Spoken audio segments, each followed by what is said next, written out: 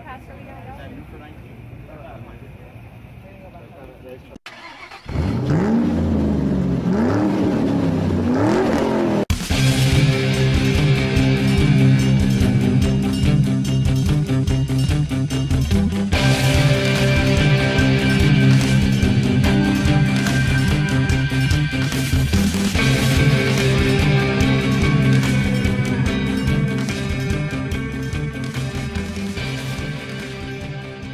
So it is Monday morning, the day after the Daytona 500. Speed Week is officially done, and I can kind of chill today. Today's kind of a recuperate day after the madness that was Daytona for the whole weekend. And the nice thing is, Chevrolet hooked me up with this Silverado to drive while I was in town for the Daytona 300 and the Daytona 500. And it's really cool because this is the actual truck they used as the official pace vehicle for the Daytona 500. Not this particular one, but this same model. And it's really nice because it was cool to see it out on the track and then kind of see it, you know, driving around and watch it do like 115 miles an hour on the oval with Dale Jr. behind the wheel, and then get into it and actually drive it around the streets. It's a great truck. I mean, it's really hard to beat a modern truck today. They're really comfortable.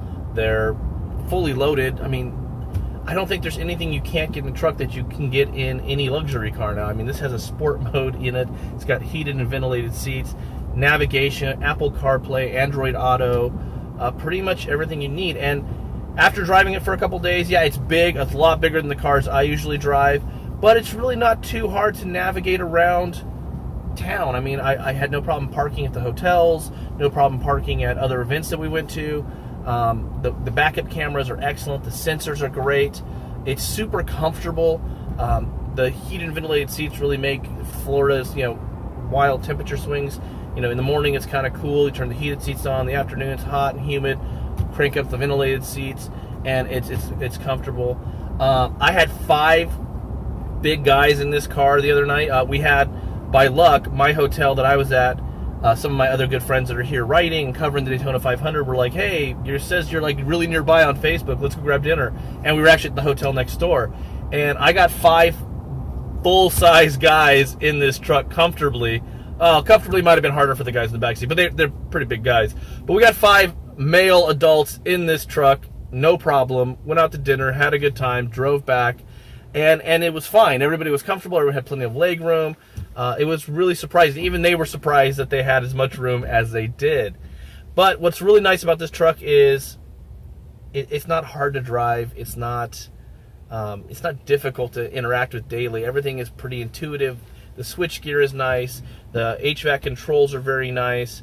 Everything just kind of works, and it doesn't take a lot of getting used to or learning anything like that. It's just a real nice kind of combination of a simple basic truck and all the modern luxury and amenities you could ever want in a vehicle. So yeah, I think Chevy's really hit it out of the park. Other thing I really like too, and we'll talk about that when I get outside the vehicle, is the styling, the way the truck is, you know, put together, the tailgate features and things like that. It really does have a lot going for it, and it's, like I said, it's kind of hard to beat as far as trucks go. Everything you want, still simple to use, could be driven daily, and loads of power. So outside we're looking at the LTZ package, which gets the chrome grille, all the chrome trim, the mirror caps, the chrome running boards.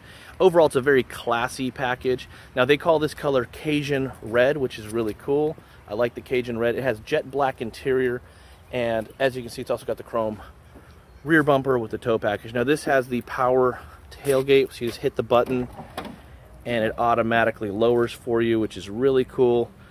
It's got the bed liner built in. This obviously has a tonneau cover package. There's a red Solo Cup from a weekend at Daytona. There's also a lot of really cool tie downs. So one thing I really like about this truck is there's 12 separate tie down locations, which is really handy. And of course a power port, so if you have trailers to hook up or just stuff to plug in, it's just a regular plug, which is great. Also you have lighting in the bed, which also comes in handy. The tailgate is also counterweighted, so very easy to lift up. Overall, I really like kind of the rugged look of the truck, but it still is very classy. Moving to the inside, you can see this truck has pretty much everything you'd want in a truck. Now, This is your control panel for sport mode or trailer mode. All your four-wheel drive options are push button, headlights. Everything's pretty simple to use and very easily labeled. It's got the ventilated and heated seats, which are really nice. The leather is a really nice feel to it. Overall, it's very, very comfortable. You've got the big dual glove boxes, a nice size screen, and again, very intuitive, very easy to use buttons. Everything's very clearly labeled. There's no guesswork, which is really nice. Back seat space is huge. I mean, again, I'm 5'9", and this is how much room is left behind me for someone to sit. Getting in, I mean, I've got tons of leg room. And again, the rear seats are heated as well, which is cool. USB ports and stuff like that for charging, and a traditional cigarette lighter as well, which is kind of cool. Overall, it's kind of hard to beat this truck as far as space and comfort and value. Again, it's the kind of truck that you can use for everything. So this truck is great for the person who wants one vehicle to kind of do everything. They need something that they can haul the family in. They need something they can tow the boat with. They want something that's comfortable and luxurious and has all the features they want in a luxury sedan.